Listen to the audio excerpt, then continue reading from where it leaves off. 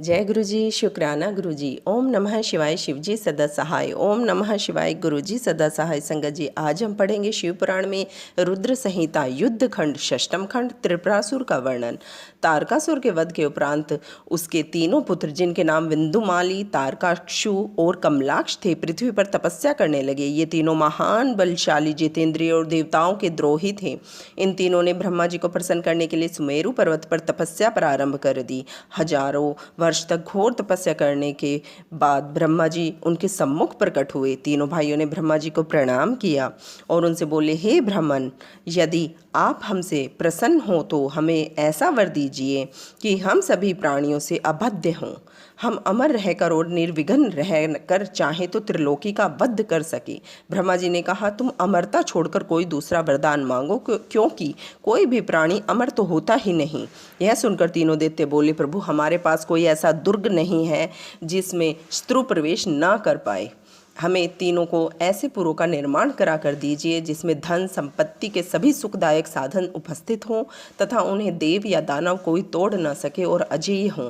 तारकाक्ष ने स्वर्ण का, कमलाक्ष ने चांदी का और बिंदुमाली ने लोहे के पुरों के निर्माण की प्रार्थना की। ब्रह्मा जी ने कहा, तुम्हारी इच्छा पूर्ण हो जाएगी तथा शिवजी के अतिरिक्त तुम किसी के हाथों से नहीं मारे जाओगे। ब्रह्मा जी तारक के तीनों पुत्रों के लिए उनकी मांग के अनुसार तीनों पुरों का निर्माण कराकर आए।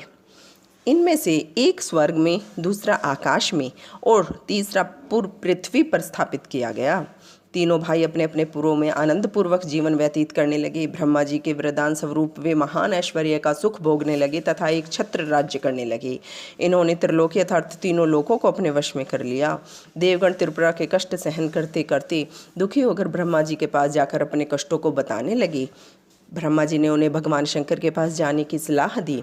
तब सब देवता भगवान शंकर के पास गए और उनकी स्तुति करने लगे। हे प्राणियों के सहायकर्ता, हे अमित तेज वाले, आपको हमारा नमस्कार है।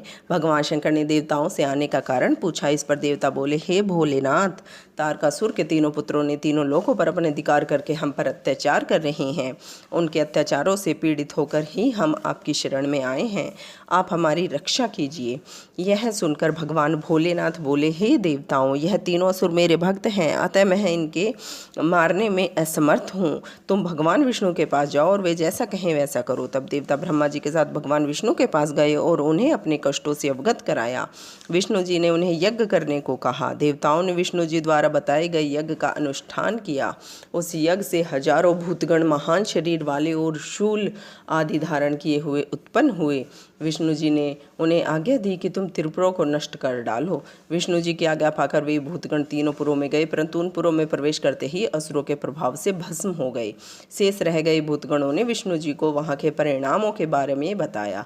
तब विष्णु जी ने कहा, ये असुर शिव पूजन और धर्म कर्म के कारण अबाध्य हैं। उन्होंने सोचा, सर्वप्रथम इनका धर्म कर्म और शिव पूजन नष्ट करना चाहिए, तभी काम बन सकता है।